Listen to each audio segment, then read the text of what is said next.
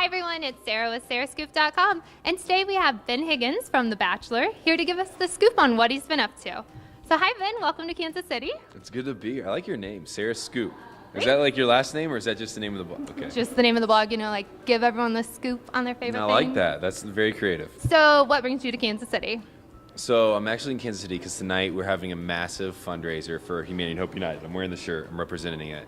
Humanity and Hope United is the nonprofit that I work closest with. It was started by my friend Riley, and it's kind of grown from there, and I'm on the board now. And one of our employees lives in Kansas City. And so tonight is a great fundraiser that she's planned. Her name's Allie Browning here in Kansas City. How can people that aren't in Kansas City get involved? Definitely, yeah. So there's a couple ways. One of the things that we've done as an organization is we've just relaunched a website. And so to get involved, you can either go to Honduras with us. We would love that. That helps you fall in love with the people, with the relationships down there. Hopefully you come back and fundraise even better than you would have if you didn't know anything about the organization. The other thing is you could just donate money. We always need money. We're a nonprofit.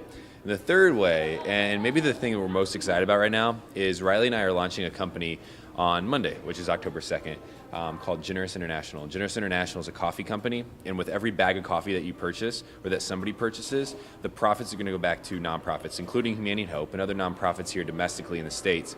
We're trying to find a way for people to use every purchase, every dollar they have to make a vote, and we're trying to make the world a better place. And one of the coolest parts about Humanity and Hope is that we're very transparent, and we want people to get involved to just give back. Everybody wants to do something good. Everybody desires to find something good to give back to, and hopefully Humanity and Hope will be that organization, or Generous will be that platform at which you try to give back. And what's been your favorite part of the trips you've been on? I've been down a lot. I go down about 4 times a year.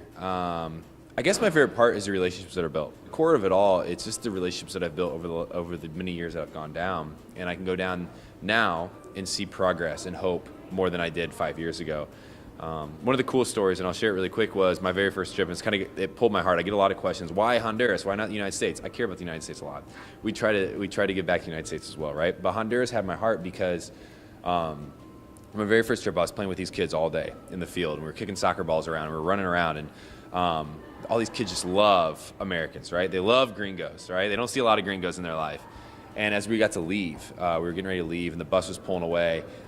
These kids were running after me, grabbing my legs, giving me hugs, like yelling, "Not go, don't go." I've never been loved like that before. I've never been desired like that before. I've never had anybody say, "I don't want you to go." Most of the time in my life, people are like, "All right, we're ready."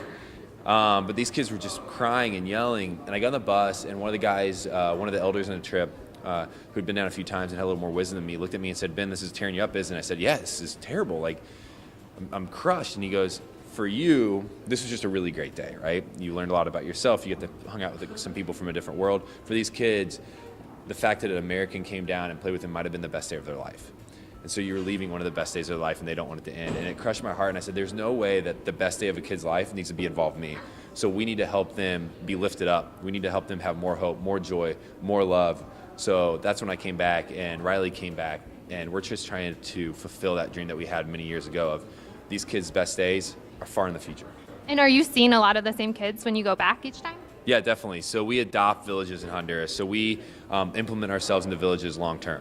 So we build a sustainable change. And so we don't tell people what they need, and we don't give people anything. We partner with them to help them reach their goals. If that's a job, if that's healthcare, if that's education, if that's the community building, we help them, we partner with them to pay for a house, to pay for school, to help them find jobs. And so, yeah, it's relationships. That's all it is, right? Our trips are all based on relationships. We don't go down and force ourselves into their life. We sit down and share dinner with them, and that's kind of the idea. Awesome. Well, it sounds like a great program, and you have a lot of good things going on. Okay, and just one question. Will you be watching The Bachelor this season, and do you have any advice for Ari? Of course I'll be watching The Bachelor this season. Do you make like a bracket? I won't make a bracket. No, I don't think that's for me anymore. I don't know if I ever have, actually. I don't know if I said anymore. I've never made a bracket. But I have a lot of advice for that guy. He's obviously older. It's been a while since he's been on the show. I'm sure he's going to do a great job, because it seems like his heart is, what I'd ask any bachelor's heart to be, is open to the process of potentially finding somebody. I know it's crazy, and I know it's wild, and I know it's goofy, and I know the idea that you're dating multiple people at once is just completely untraditional. However, at the core of it all is, are you willing to find somebody?